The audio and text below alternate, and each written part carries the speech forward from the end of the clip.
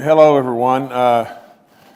It's October, and time just, even though it's moved relatively slowly from the standpoint of us dealing with the COVID situation, it still moves on, and it moves on for all of us. It moves on for our state, and today we're having this briefing today because we want to announce our revenue numbers, and while we welcome the media to ask any question that they choose to ask in our COVID briefings, it just seems more appropriate that we do this separately. I do want to say that that over these days, weeks, and months, all of us in West Virginia, every single last one of us is dealing with this terrible virus, and we're dealing with all the impacts of it in every way, and especially from the standpoint of losing great West Virginians. We've now lost an additional 4 since yesterday, which puts us at 354 deaths. Our cumulative positivity rating is at 2.77, and while we're so much ahead in every way of other states, it's still 354 great West Virginians that we've lost. And, in our briefing, we could sit and say, our positivity rating for our daily positivity rating is really, really low today. It's at 2.67. And all that's great and everything. But as we deal with the catastrophe of losing loved ones, we've also are dealing with an absolute mega stress issue as far as how do we deal with the economics? How do we deal with people that have been laid off to no fault of their own? How do we deal with getting them their unemployment checks and getting and the state stepping up and getting them the extra 25% of that unemployment check or the bonus part of it? And so how do we deal with all that? How do we deal with people that need to make house payments or rent payments or car payments or whatever, or pay the electricity bill? How do we deal with a state that has to continue to move forward from an economic standpoint? And so there's many hoops you got to jump through. And while we absolutely want to be there and make the right moves from the standpoint of sickness or the medical moves to be able to reduce deaths or to reduce the possibility of additional deaths, while that is the number one thing, from going back to school and going back to school safely, and our kids and our teachers and our service personnel all being protected as best that we possibly can do it. In addition to that, like it or not like it, a big part of my job is to make sure that the economics of the state continue to move forward. Now, I've been surrounded and I've been very blessed to have with me, a revenue department that is outstanding to say the very least. I'm a numbers guy. I love the numbers. I'm a business guy. And I have always really been intrigued by the numbers. And so we meet, gracious sakes, there'll be weeks and weeks that we meet every day. But we meet so much, and I hope I don't drive them completely crazy about it, because I want to know.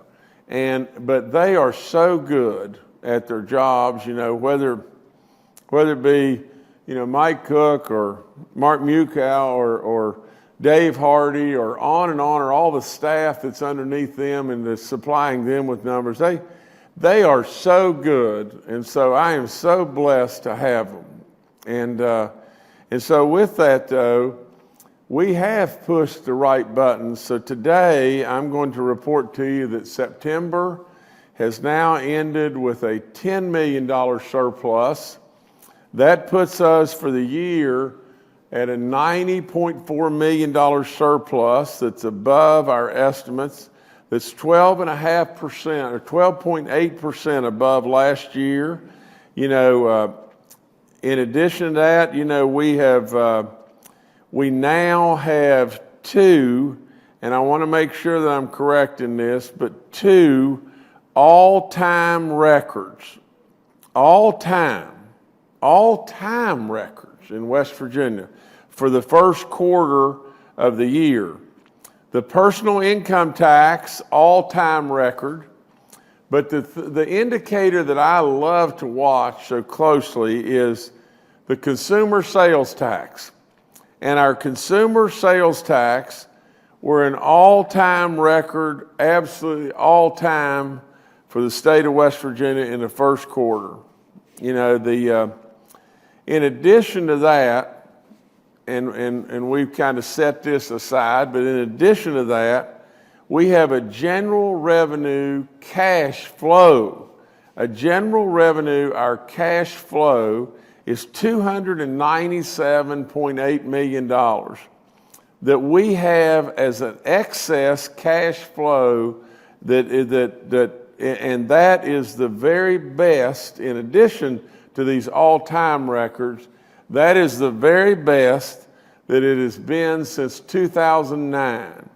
So I can't say enough about the fact that we put in a lot of licks, and West Virginia, you continue to surprise the world, and we have just now finished a record beyond belief first quarter of the year. So we're $90.4 million, ahead of budget for the first quarter in the year. We're $297.8 million of cash flow, of excess cash dollars that we have. That compares to last September when we did not have a COVID situation. Imagine this, just imagine it. That $297.8 million compares to last September when we had no COVID epidemic at all. Last September, we were at $120.1 million for the quarter, and this year we're at $297.8 million. So, I just can't say enough about how much good work all of our businesses, large and small alike, all the great work that all the people are doing every day, all across West Virginia. The reason we're a little late starting here today is just simply one thing. I'm sitting out there in Kanawha City on the interstate and not even moving because they're painting lines on the roads because of all the road work we're doing. Now, there may be a lot of people that are out there that are not happy with sitting there, but I love it. I love it to death. I love seeing the orange cones. I love seeing all the people that are out there working. I love to see, the broadband and the internet access and everything that's going down the turnpike. Today, I am going to announce, the opening of a 10-mile stretch of the Coalfield Expressway that, in all honesty, has had nothing that has really gone on there forever almost. It has been in the works for 30 blooming years. But today, for the first time ever in our history, Wyoming County is going to have a 4-lane highway in it. For the first time ever, a 4-lane highway is coming to Wyoming County in West Virginia. So there's so much good that's going on. We still want to be so compassionate for all those that we've lost and everything else. This COVID stuff has been really tough. And all the stuff, from going back to school to playing ball to any and every aspect of it, it's really, really tough. But this is great news, West Virginia, and what a day. So I'm going to defer now to our Secretary of Revenue, a guy that's a great friend and doing a great job, Dave Hardy. And Dave, you can take it from there, sir. Thank you, Governor. I'll expand a little bit on the some of the information that you provided. As you pointed out, we had a great September. We're always happy when we come in above budget, and we came in on our revenue collections $10 million above budget, which means for the year, after the first 3 quarters of the fiscal year, we're $90.4 million above budget. But that's not the whole story here today. We often say in the Revenue Department that we get 4 major grade cards a year, and the 4 major grade cards come at the end of each quarter of the calendar. In other words, we're in the first quarter of fiscal year 21, and 90 days is a very good time to take a look at your numbers and try to get a feel for how we're doing, not just in the month, because the months can vary but due to cyclical things, but the quarters are generally a much better estimate of how we're doing than the months. And we are very, very happy. We would give ourselves very high marks for the first quarter of fiscal year 21. As you said, the consumer sales tax, we collected $351 million in consumer sales tax during the first 3 months of this fiscal year. That is an all-time record for the first quarter. There's never been that much collected in the past, and we went back and researched that thoroughly. To give you an idea how important that consumer sales tax is, the consumer sales tax provides roughly 30% of the state's general revenue, so it is one of our 2 gigantic revenue sources. The other one, of course, is the personal income tax. Personal income tax provides about 45% of our general revenue income, and we collected for the first quarter of fiscal year 21 $614 million in personal income tax. We did our research on that number, and that is also an all-time record number for West Virginia for the first quarter of the fiscal year. So on our 2 big revenue sources, consumer sales tax, personal income tax, that's about 75% of our revenue. We collected nearly $1 billion, and we set records on both of those numbers. The other number that we like to look at, and this is a number that I think is very reflective of the state's business environment and how the state's doing, the businesses are doing. We collected on corporate net income tax. The net income tax, of course, that our corporations pay, we collected $106 million in the first quarter of fiscal year 21, and that is a $43.3 million above our estimate. So we were very, very pleased with that number, and that also is very consistent with the personal income tax and the consumer sales tax. Our cash flow number, we did a look back. Our balance yesterday on September 30th of 2020 was right at $298 million. And we did a look back to see, number one, what do we have in cash a year ago? A year ago, September 30th, 2019, we had $120 million. So we have $178 million more cash than we did 1 year ago. And we looked back to see what was the balance on that date in prior years. The last time the state had a balance of cash above $298 million on the date indicated, September 30th, was in 2009. And if you recall, that was when we were in the midst of a tremendous influx of severance tax revenue, and those numbers were very good. But this number is just out of this world good, and we're very pleased with it. The other thing that I think needs to be mentioned, and this is as objective as you can get. In August, the revenue team presented the state's financial picture to, as we do every year in August, to Wall Street. And we are rated every year by Moody's, Fitch, and Standard & Poor's. And that very much affects our fiscal bond ratings and our interest rates on our bonds. And this week, we've already received a favorable rating from Moody's and Fitch earlier in September. They both reaffirmed our stable bond ratings and our very good bond ratings. But this week we got a lengthy report from Standard & Poor's, which was the most elaborate report we've received in a very long time, complimenting West Virginia on 2 or 3 major points, and I'll read those for you.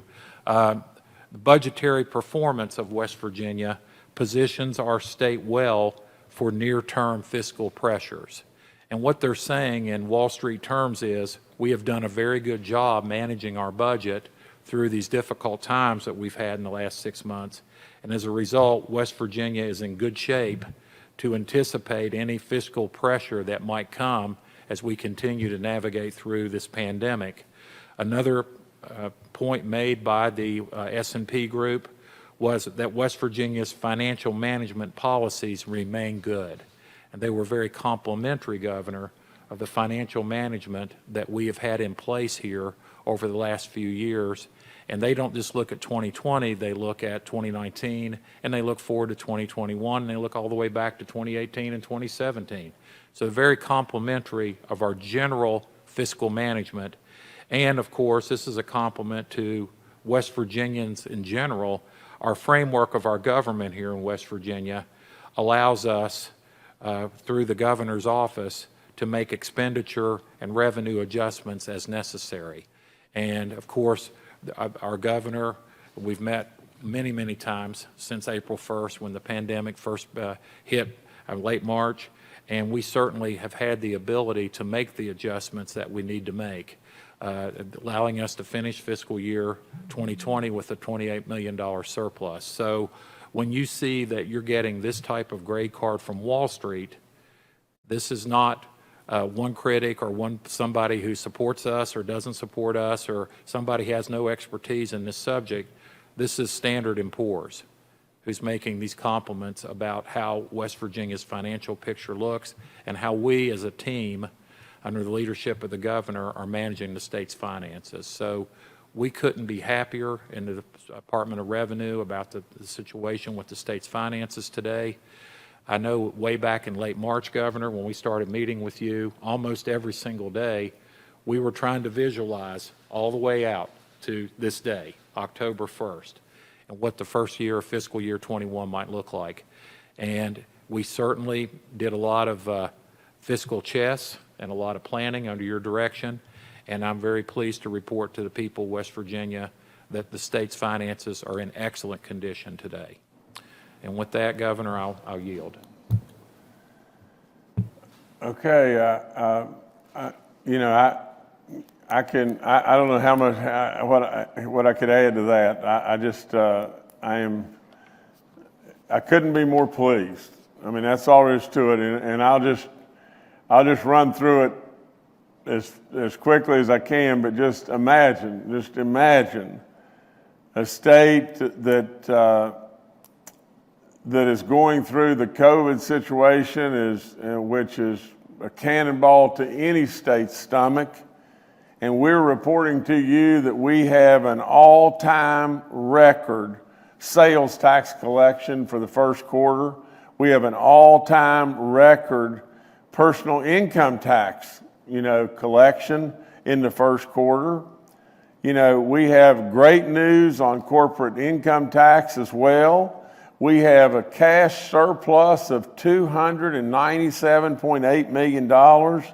And our severance tax really and truly has now become, while we're very hopeful that we can have more and more and more mining jobs and more gas opportunities, from the standpoint of building our pipelines or downstream petrochemical stuff and all kinds of gas opportunities that are right there at our fingertips.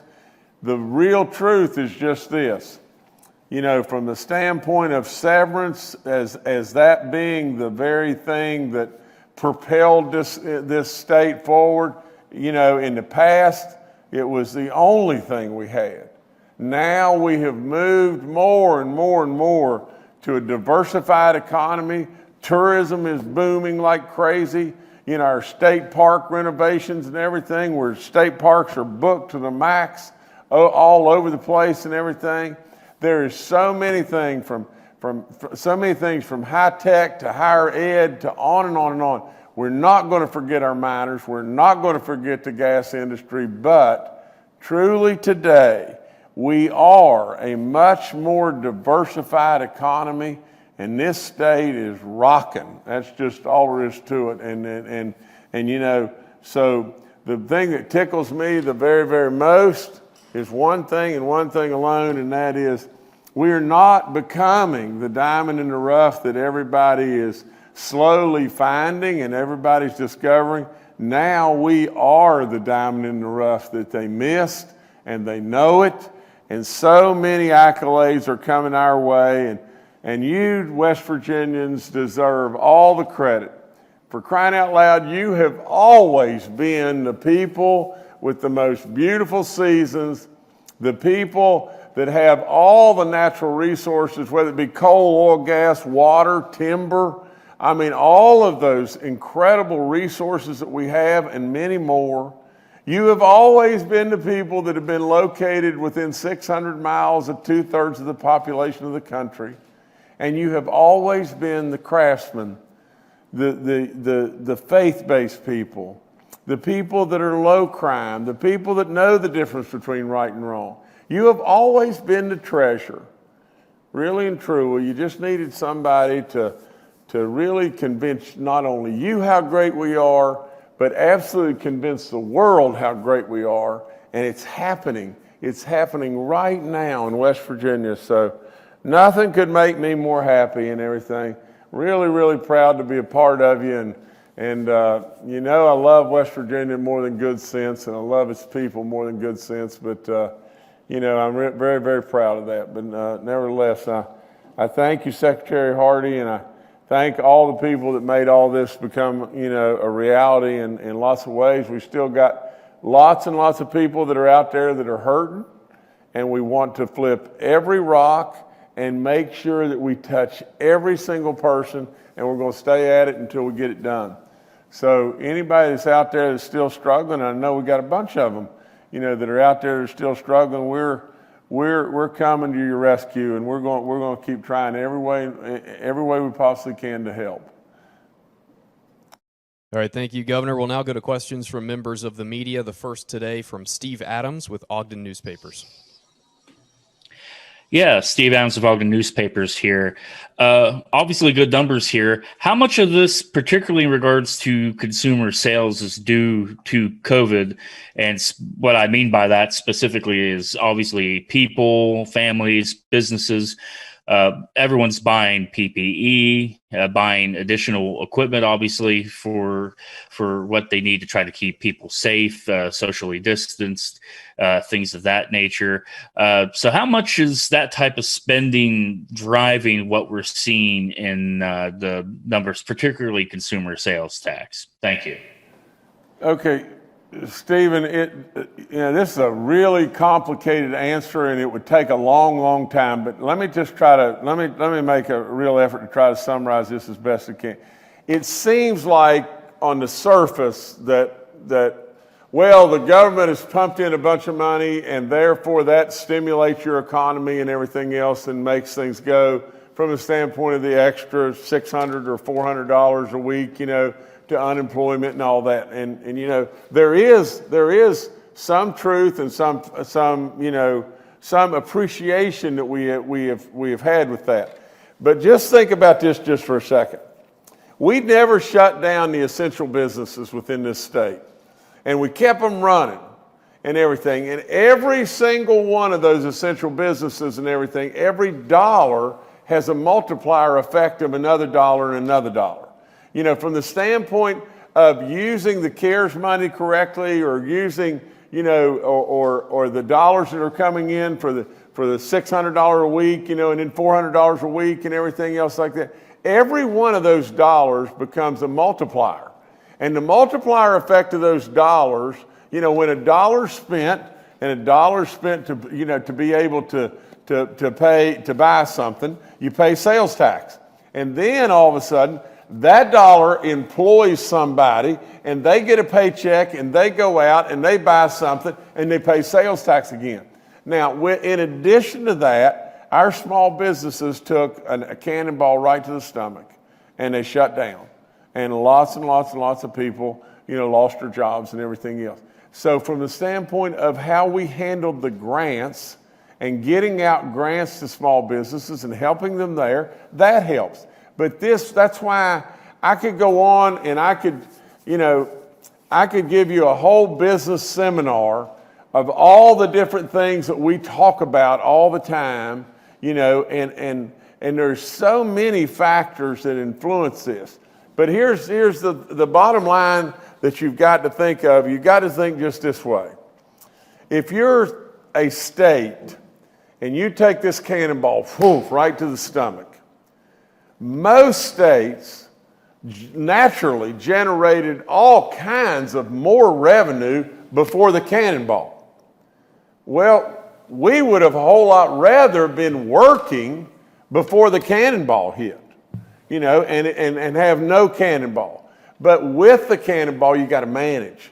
You got to manage all the moving parts and everything else like that. And that's what I can very, very proudly say we've done. We've managed all the moving parts with the cannonball, and we've not ended up like all the other states, that are absolutely just sitting there wondering what in the world to do and how they're going to get by. And the other thing I'd like to report to you is just this.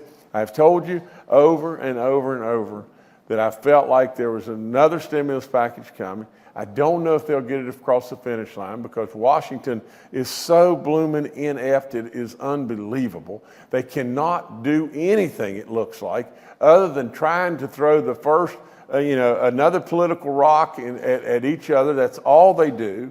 But if Washington will get their act together, that additional stimulus package will be coming our way too. And I hope there'll be some even more dollars that'll come our way. So Stephen, it's a complicated answer and everything. I could go on forever and a day, but that's the best I can do for right now. All right, thank you, Steve. Next to Charles Young with WV News. Hi, this is Charles Young with WV News. Secretary Hardy, as you said, this is the first of our 4 report cards for the year. What does this current data tell us about what the rest of the year is going to look like? Could you look out into the future a little bit and give us some predictions? I think it's very difficult to project out completely the next quarter. I think right now we feel very cautiously optimistic and that all of our numbers are trending in the right direction and have been for months now. But I think it's impossible to determine exactly where we'll be on December 31st, other than we are pleased with where we've been, and usually the best predictor of the future is the past. So cautiously optimistic would be my answer. All right, thank you, Charles. Next to Mark Curtis with Nexstar Media. Good morning, Governor and Cabinet. Governor, politics is going to come into this. Your opponent has said that you're sitting on the majority of the CARES Act money. He says if there is a surplus in the state, you're sitting on it when the money could be doled out in help, used to help people. You were talking about people not being able to pay their rents and people still unemployed. Is there any chance any of this money could be sent to them since there is a surplus in help with the continued employment problem and the troubles people are having financially? Mark, I don't know how to answer your question other than just say this, that my opponent is a child in a man's game. And that's just all there is to it. You're talking about inexperience and lack of knowledge. Over and over and over, we've received accolade after accolade on how we've gotten stuff out and gotten stuff out fast. How we've gotten stuff out so much better than any of the other states. And from the standpoint of how we continue to do things and make 10 things happen with a one thing, in this state, and how we've continued to be able to do that, the whole nation is constantly in envy. Our great Senator Capito reported, that we were 4th in the nation on getting the CARES Act money out, and it just goes on and on and on. I can't say more about, from the standpoint of the politics, that my opponent is so far behind in the polls that he's been lapped, and maybe they're going to maybe they're going to string the finish line, the ribbon across the finish line and waiting for the whole pack to come across, and he may come across the finish line because he's been lapped so far and he's so far behind. But he just continues to stab at straws, and I guess that's really all he can do. But he's really these numbers and the work that's gone into this thing. I mean, this is a great big boy game, and you needed a lot of experience to be able to deal with this, and that's what we're doing, Mark.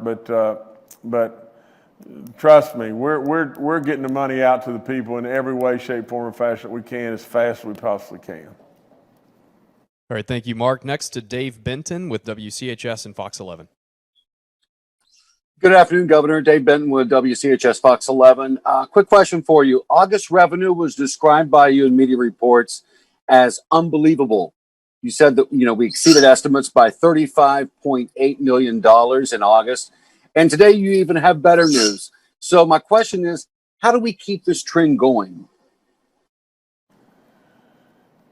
Well, we keep it going by this, and just think with me, and I really appreciate the conservative manner in which Secretary Hardy looked at the balance of the year, because that's what we want to do. I mean, and they'll tell you that from my standpoint, while I'm enthusiastic and stuck on, in my heart, I am always double checking and conservative in how we look at it. But just think about this just for a second. Our budget that we ended the 2020 year was based on the 2019 budget, which was a all-time record surplus year. $511 million. All-time record. And we based 2020 on that. Now, when we did that, it was 4.6 or whatever, or $4.7 billion. Now, all-time record. All right, now. And we based 2020 on that. Then we had COVID hit, and then we had the moving of our income tax dollars hit. So we had two $200 million hits, and we still found a way to run across the finish line with a $28 million surplus. Now, what does that tell us if we don't shut our engine down in West Virginia? What it tells us is West Virginia is still trending in a very, very positive manner, and we're trending that we have to watch.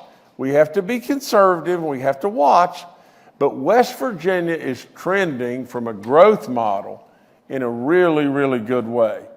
Now, one of the things you have got to watch and you've got to really keep an eye on is just this. Look at the percentage of our total revenue that's severance taxes. It used to be an incredible number, but now it's probably trending at a 20 or 25 or maybe even more than that year low as far as the amount of dollars we're taking in from severance to the percentage of our total revenue. Now, what does that mean? It means we're moving into a diversified economy. What does it mean if really truly last night I had one of the people in my staff, Rebecca Blaine, sent me a text, actually a copy of it, that was said that the president is issuing an executive order, which is exactly what I took to him 2 years ago. Exactly what I took to our president, that he is issuing an executive order that is making mining become a national security issue. Now, in doing so, he's going to try to move towards, if he were reelected and everything, he's going to try to move in every way to create additional mining possibilities within our state. In all honesty, we'd have had it done 2 years ago. But out of the clear blue sky came impeachment. And then right after that came with that came all the Russian stuff and everything else under the sun. Right after that comes COVID. Right after that comes, defund the police or whatever it may be, and with all that, my issue in regard to mining kind of got shoved to the back burner. Last night, that article or that came to me. What would happen to our state, and I don't want to dwell on it forever, but what would happen to this state that is becoming diversified and is doing as well as we're doing? What would happen to us if we truly had our pipelines in and truly the mining industry truly came back and all the other things that we want so much that, whether it be tourism or higher ed or high tech or all the manufacturing possibilities? What is the outlook for West Virginia? The outlook to me is exactly what I've wanted before I ever got here. And that is, there's goodness on the way, Bubba. I mean, that's all there is to it. There's goodness on the way to West Virginia, and it's coming. And absolutely, when the demand mongrel, and West Virginia is going to be in demand. When the demand mongrel crawls out of the house, supply can't keep up, and absolutely they're going to come, and they're going to come in droves. Absolutely, mark it down. We're on our way in West Virginia, and I can't possibly be any happier.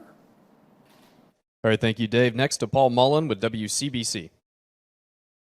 Good morning, Governor. Good morning, Secretary Hardy. I'm looking toward financial flexibility. You have a cash surplus of $297.8 million. How much of that is very flexible, like undesignated and unreserved? Can you go into that a little bit? How much of that money is available for you to use as you want, where you want to use it? It's as a general statement, without having the printout, of course, in front of me, it's a surplus. And therefore, it will be available to us for use as we proceed through the fiscal year. Now, the state's finances are very complex, and it's amazing how many transactions occur in one day in our accounting system. But it is available and for us to use as we see fit. And Paul, let me jump back and say this. If you'll step back and just look at West Virginia, here's all you got to, here's the whole puzzle. First of all, we needed to put a stake in the sand to really say we're going to make education our centerpiece, did we not? And we've surely tried to do that. And I think that's still enormously important because that's the very first thing that people ask when they come to our state in regard to moving here with their companies or whatever. The next thing we've done is we put a stake in the sand about really doing something about our highways. And we have cranked that up like crazy. Have we not? That's all there is to it. The next thing is broadband. And we've got to do something about it. That's all there is to it. And we got a plan we're working right now.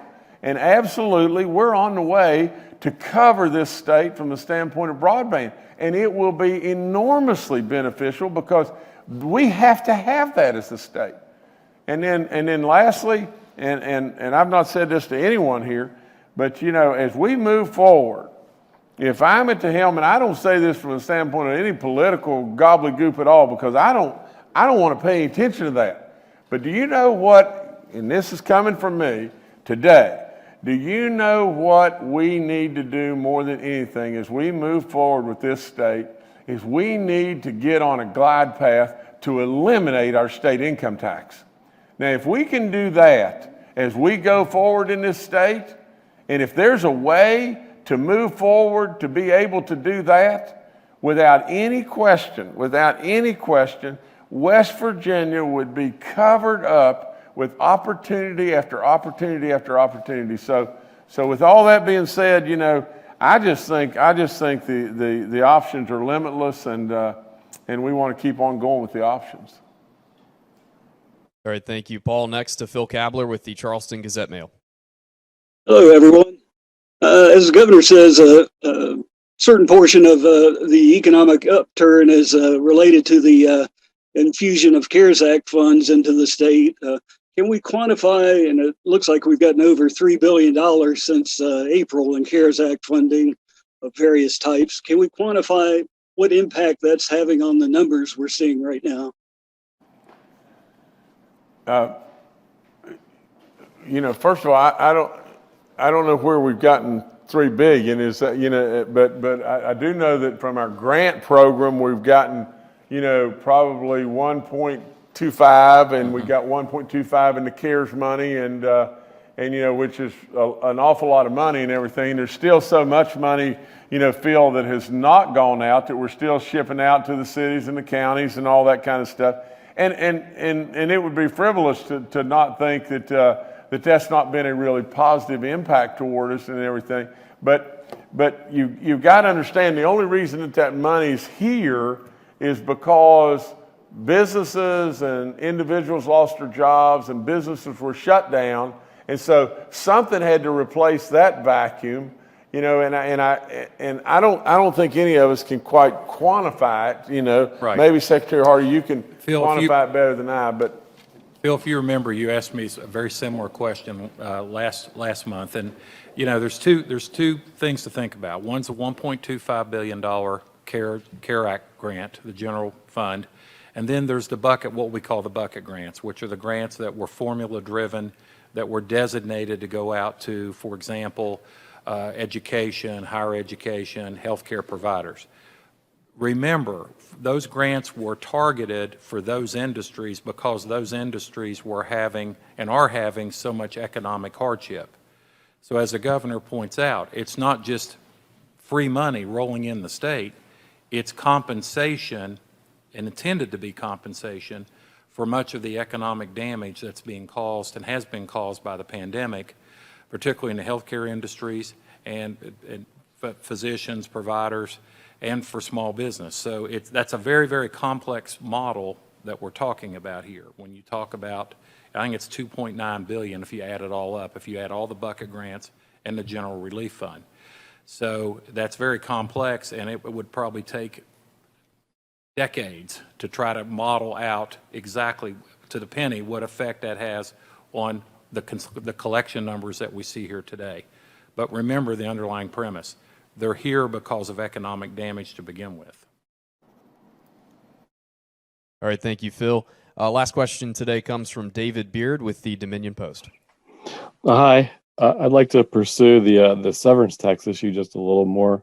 Wonder if we have the numbers for what severance taxes were for the quarter, how that compared to a year ago, and if the numbers give you any sense of how COVID affected coal and especially natural gas production.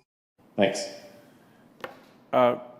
David, I've got the numbers right here. I think this is correct, but David, the total severance tax collections were at $18.6 million, and the first quarter, I guess that's for the month, and the first quarter collections totaled $22.6 million. Collections for the first quarter of the year were $5.8 million above estimate. But estimate is based on a really low estimate number. And is that correct, Dave? Did I do that right? Yes, and everything? you're correct. But the first quarter collections were at $22.6 million. To give you a comparison, the first quarter consumer sales tax collections were $351 million. So our severance is surely down, and down bad. But nevertheless, I'm really hopeful that it's going to rise, because I love the fact when we've got our coal miners working and we've got our gas workers working as well. So but it's not good. All right, thank you, David. Governor, back to you. Well, let me say this. I congratulate everybody, because especially my team has done unbelievable work. But more than anything, I congratulate West Virginia on a great first quarter.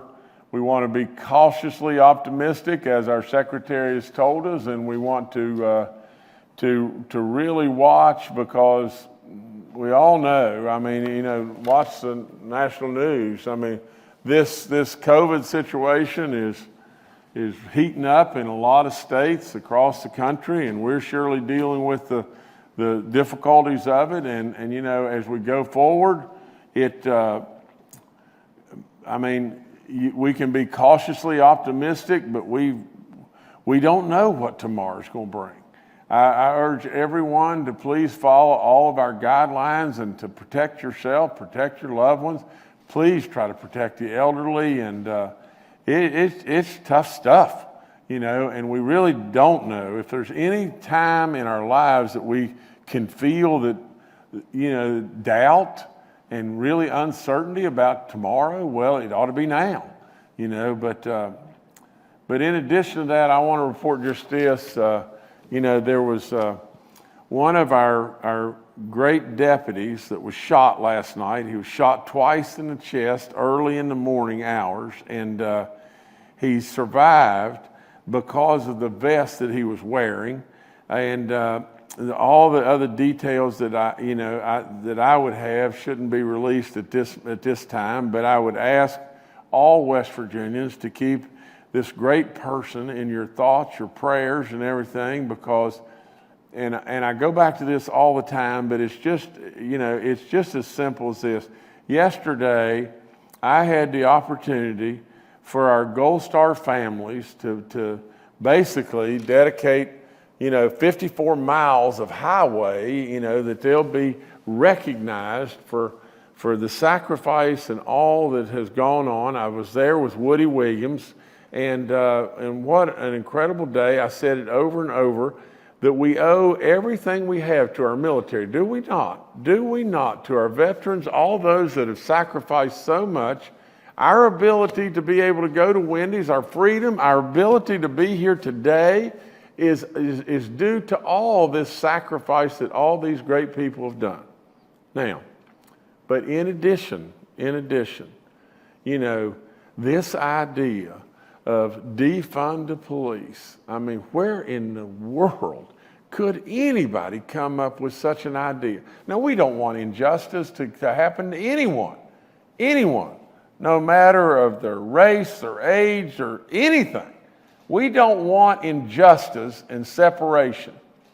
But for crying out loud, who do we call right off the get-go when we have any level of crisis?